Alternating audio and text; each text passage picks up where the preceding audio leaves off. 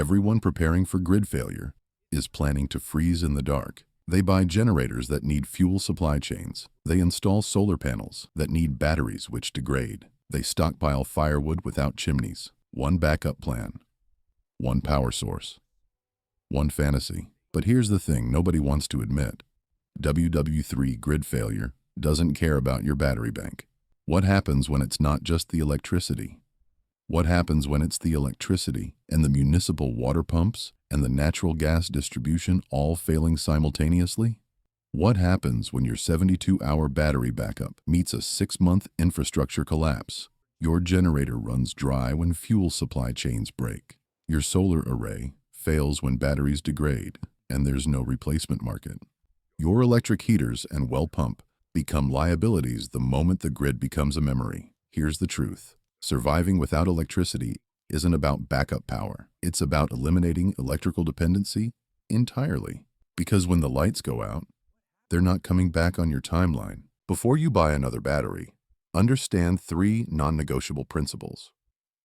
These aren't suggestions. They're the mathematical proof that separates survivors from statistics. Most people think electrical independence means stockpiling backup power. Wrong. That's electrical dependence with a timer. True independence means engineering your systems to operate as if electricity was never invented. Pillar 1. Thermal independence. Heat without the grid. Your furnace requires electricity for the blower, igniter, control board. When the grid fails, your climate control dies instantly. Generators buy you days, maybe weeks. That's not independence. That's borrowed time. Thermal independence means rocket mass heaters. High-efficiency combustion, extracting 10 times more heat from wood. Thermal mass stores heat and radiates it for 24 hours after a single burn. No electricity required. It means passive solar heating. South-facing windows with thermal mass floors, absorbing daytime heat. Releasing it at night, the sun does the work. For backup, propane catalytic heaters operate without electricity. Indoor safe when ventilated. They're fail-safes, not primary systems. Pillar 2. Water independence. Pressure without pumps. Municipal water requires electrical pumps. Your well pump requires electricity. Grid fails, your taps run dry in 24 to 48 hours. Water independence means gravity-fed systems. Elevated tanks on your roof or hillside. 1 psi per 2.3 feet of elevation. A 50-gallon tank at 23 feet gives 10 psi for washing and sanitation. It means rainwater collection with filtration. Roof catchment. Sediment and carbon filtering. Potable water from precipitation. It means composting toilets. No water, no sewage infrastructure. When the system backs up, you're operating independently. Pillar 3. Food independence. Preservation without refrigeration. Your freezer spoils everything in 48 hours. Your refrigerator becomes a biohazard in 72 hours. Food independence means root cellaring. Underground spaces at 32 to 40 degrees, 85 to 95% humidity. Potatoes store 6 months. Carrots, beets, cabbage store all winter. It means fermentation. Sauerkraut, kimchi, pickles. 6 to 12 months shelf life at room temperature. It means dehydration. Solar dehydrators, 0 electricity. Shelf life exceeds 1 year. These 3 pillars aren't about comfort. They're about removing single points of failure. Every electrical system is a vulnerability. Independence means that vulnerability no longer exists. These pillars sound theoretical. Let's stress test them against the first thing that kills when the grid fails. Winter. The grid fails on January 15th. Outside temperature, 12 degrees Fahrenheit. Your furnace is dead. Your electric space heaters are useless. Your generator has fuel for maybe 3 weeks if you ration carefully. Then what? Most people preparing for winter grid failure think generators plus electric heaters equals survival. Wrong. That's a 3-week solution to a 3-month problem. Here's what actually keeps you alive. Rocket mass heaters. These aren't traditional wood stoves that weigh 70% of heat up the chimney. Rocket mass heaters use efficient combustion chambers that extract maximum energy from wood.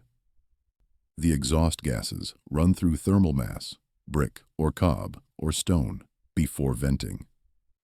That mass absorbs heat during the burn and radiates it for 24 hours afterward. The numbers matter. A conventional wood stove requires 4 to 6 cords of firewood per winter. A rocket mass heater requires half a cord for the same heating. That's 10-to-1 fuel efficiency. When firewood becomes scarce, that ratio is survival versus freezing. Construction is simple. Combustion chamber, heat riser, thermal mass bench or floor, exhaust vent. No electricity required, no blower fans, no thermostats. Physics does the work. Passive solar heating supplements this. South-facing windows allow winter sun to strike thermal mass floors. Concrete, tile, or stone absorbs heat during daylight hours and releases it overnight. Heavy insulated curtains close at sunset to trap heat inside. For backup, propane catalytic heaters. They operate without electricity. Modern catalytic heaters are indoor safe with proper ventilation. A 20-pound propane tank runs a catalytic heater for 40 to 60 hours of continuous operation. That's your emergency heat when the wood runs low or conditions prevent burning. The contrast is brutal. Conventional approach: generator running electric heaters, fuel depleted in 3 weeks, then you're freezing. Thermal independence approach: rocket mass heater on scavenged wood, passive solar during the day, propane backup for emergencies. Indefinite operation: you're warm, you're alive. But heat without water is a 72-hour death sentence. Let's talk about pressure. Municipal water requires electrical pumps at treatment plants and distribution stations. When the grid fails, your taps run dry in 24 to 48 hours.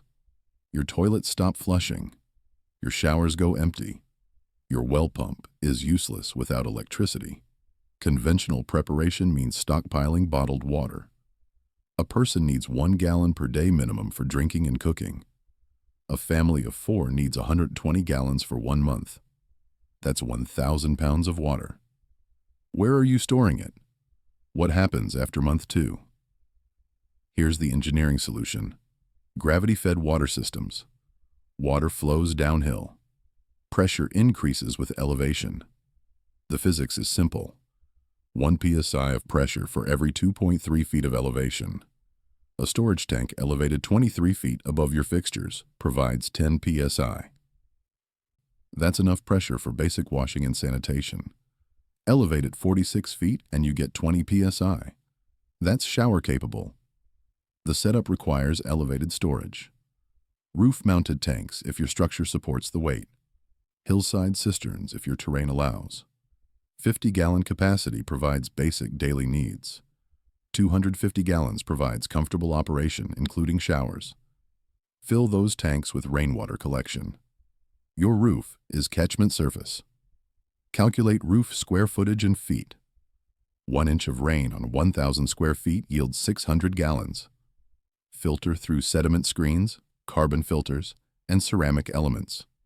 You're creating potable water from precipitation. For wells, hand pump systems work without electricity. Pitcher pumps can access water from 25 to 30 feet depth. Deeper than that requires mechanical advantage most people can't sustain. If your water table is 100 feet down, you're not hand pumping it. Sanitation matters as much as drinking water. When sewage systems fail, waste becomes a disease vector. Composting toilet systems operate without water or infrastructure. Sawdust covers waste. Aerobic decomposition breaks it down. No flush mechanism. No septic system. No electrical pump. The reality is brutal. You can survive 3 days without water. You can't survive 3 weeks with contaminated water creating dysentery outbreaks in your household. Water independence buys you months. But here's the hidden kill. Food poisoning from failed refrigeration. Your freezer has been off for 48 hours. Everything inside is spoiling. Meat, vegetables, dairy. Your 6-month food supply just became a biohazard. Your refrigerator follows 24 hours later. The smell alone tells you everything you stored is now toxic. Most people stockpile canned goods and bulk rice. That works short-term. It fails nutritionally long-term. Canned food lacks fresh vitamins. You're looking at scurvy onset in 8 to 12 weeks without vitamin C. Bulk grains require massive storage space and cooking fuel you probably don't have. Here's how humans survived for millennia without refrigeration. Root cellaring. Underground spaces naturally maintain 32 to 40 degrees Fahrenheit with 85 to 95% humidity. Perfect conditions for storing root vegetables. Potatoes store 6 months. Carrots, beets, cabbage, turnips store all winter. No electricity, no mechanical cooling, just physics and proper construction. Build it underground or heavily insulate an existing space. Ventilation prevents condensation. Humidity control prevents dehydration. You're creating a natural refrigerator that operates indefinitely. Fermentation preserves food and adds nutrition. Sauerkraut, kimchi, pickled vegetables. Salt ratios create anaerobic environments that prevent spoilage. Beneficial bacteria dominate. Harmful bacteria die. Shelf life reaches 6 to 12 months at room temperature. Bonus, you're getting probiotics that support gut health when medical care is unavailable. Dehydration works for everything, fermentation doesn't. Solar dehydrators require zero electricity. Black surfaces absorb heat. Airflow removes moisture. Fruits, vegetables, meat jerky, herbs. Remove 90% of water weight, and bacteria can't grow. Rehydrate for cooking. Shelf life exceeds 1 year in sealed containers. Salt curing preserves meat without refrigeration. Historical method, still functional. Salt draws moisture out. Nitrates prevent bacterial growth. Pioneers survived on salt pork because it works. This isn't gourmet cooking. This is preventing malnutrition and food poisoning when refrigeration is a memory. Electric freezer fails in 3 days. Root cellar plus fermentation plus dehydration operates indefinitely. You're warm, hydrated, and fed. But when medical crisis hits without hospitals, preparation becomes life and death. Here's what nobody tells you. WW3 grid failure means hospital emergency rooms go dark within hours. Backup generators run out of fuel. Surgical equipment fails. Pharmaceutical supply chains collapse. You become your own trauma bay, whether you're trained or not. Medical care without electricity requires different thinking. You can't rely on hospitals. You can't count on ambulances. You are the first responder, the diagnostician, and the treatment provider. Start with trauma supplies that work without power. Tourniquets stop arterial bleeding. Hemostatic gauze promotes clotting. Pressure bandages control hemorrhage. Chest seals treat punctured lungs. Airway management tools prevent suffocation. None of these require electricity. All of them save lives when applied correctly. Medication stockpiling becomes critical. Antibiotics treat infections that become deadly without professional care. Fish antibiotics are veterinary-grade equivalents of human antibiotics. Amoxicillin, ciprofloxacin, doxycycline. Same active ingredients, different regulatory pathway. Dosage calculations matter. Research thoroughly. Legal gray area, survival necessity, pain management supplies, ibuprofen and aspirin in bulk. Anti-diarrheal medications prevent dehydration from cholera or dysentery when sanitation systems collapse. Electrolyte solutions replace what disease steals from your body. Temperature-sensitive medications present a challenge. Insulin, certain antibiotics, vaccines require refrigeration. Without electricity, conventional cooling fails. Zero pot technology solves this. Clay pot inside larger clay pot. Fill the gap with sand. Wet the sand. Evaporative cooling achieves 40 to 50 degrees Fahrenheit without electricity. Ancient Egyptian technology, still functional. But here's the brutal reality. Medical training without supplies is useless. Supplies without training is dangerous guesswork. You need both, and you're starting late. Preventive health becomes your primary strategy. Water purification prevents waterborne disease. Wound cleaning protocols prevent infection before it starts. Nutritional planning prevents deficiency diseases. The goal isn't treating illness. The goal is never getting sick in the first place. Medical independence buys time. But here's the silent killer most people ignore. Isolation. When communication fails, you're operating blind. The grid fails. Your phone dies in 18 hours. Cell towers go dark in 3 days. Internet infrastructure collapses within a week. You're information blind in an active war zone. No news, no intelligence, no situational awareness beyond what you can see from your window. Conventional communication depends entirely on grid infrastructure. Smartphones are useless. Internet is down. Television and radio stations go off air without backup power. You're isolated and vulnerable. Here's how you maintain intelligence in the blackout.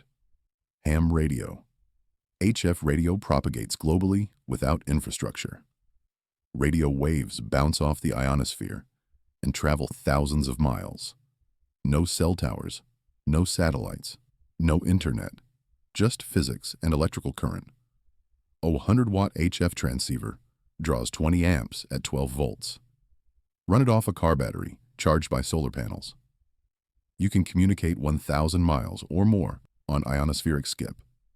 FCC licensing is legally required in peacetime. In grid collapse during wartime, legal niceties become irrelevant. You operate or you stay blind. Your choice. Battery-powered shortwave receivers provide intelligence without transmitting. International broadcasts continue on shortwave during crisis. BBC World Service, Voice of America, Radio Havana. They broadcast because shortwave reaches everywhere. Monitor multiple frequencies.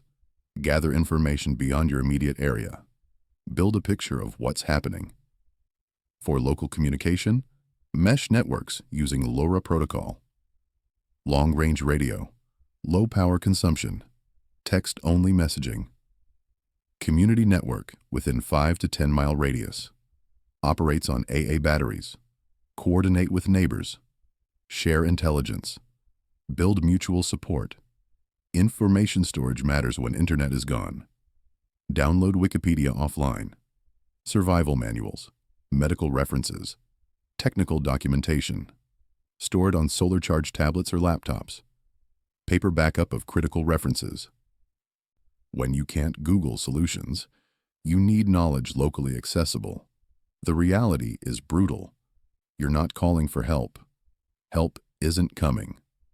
You're gathering intelligence to make informed decisions in an information vacuum. You have heat, water, food, medicine, intelligence. These systems don't operate in isolation. Here's what separates survival from elaborate fantasy: integration. These systems don't operate independently. They support each other. Thermal independence reduces water consumption because you're not sweating in overheated spaces or using hot water wastefully. Food preservation eliminates medical risk from poisoning. Communication enables resource sharing with neighbors who have what you lack. The power hierarchy matters. Passive systems first. Thermal mass heating, gravity-fed water. Root cellaring. These require zero electrical input. They operate indefinitely without batteries or fuel. Low-power electronics second. LED lighting draws 10 watts versus 60 watts for incandescent. That's 6 times longer operation on the same battery. Ham radio transceiver. At 100 watts transmit, 2 watts receive. Solar charged tablet for information access. These are high-value, low-drain applications. High draw tools last. Power tools, welding equipment, any device pulling serious amperage. Run these only from solar-charged battery banks, and only when critical. A welder might save your heating system by repairing a cracked firebox. That's worth the power draw. Running a power saw for convenience isn't. Redundancy doctrine protects against single points of failure. Every critical function needs 2 non-electrical methods minimum. Water from rainwater collection and hand-pumped well. Heat from rocket mass heater and propane catalytic backup. Food from root cellar, fermentation, and dehydration. When one system fails, you have alternatives. Resource cycling creates sustainability. Gray water from washing irrigates gardens. Compost toilet output becomes fertilizer after proper composting. Wood ash from heating becomes lye for soap making. Nothing is wasted. Everything feeds something else. Integration example. Solar panel charges battery bank. Battery runs LED lights for productivity after dark. Powers ham radio for intelligence gathering. Charges tablet for accessing offline knowledge base. Enables nighttime work, communication, and learning without grid dependency. This isn't theoretical. These systems work because they're based on physics and historical precedent. Humans survived without electricity for millennia. You can too. Let's talk about when. WW3 grid failure isn't Hollywood fantasy. It's operational military doctrine. Russia and China have documented capabilities to attack electrical infrastructure. EMP weapons detonate at high altitude and fry electronics across entire regions. Cyber attacks penetrate grid control systems and cause cascading failures. Targeted strikes on critical substations collapse distribution networks. The U.S. grid is catastrophically vulnerable. The 2003 Northeast blackout happened because a tree branch contacted a power line. 50 million people lost power. The 2021 Texas freeze killed power statewide from cold weather alone. Now imagine coordinated military attack on infrastructure designed for convenience, not resilience. You're not preparing for 72 hours of inconvenience. You're preparing for 6 months to 2 years of electrical instability during active conflict. Binary choice. You can depend on the grid returning quickly, or you can eliminate electrical dependency entirely. One approach leaves you vulnerable to systems outside your control. The other makes you independent of those systems. The difference is measured in months of preparation you don't have. Start with heat, then water, then food. The clock's already ticking.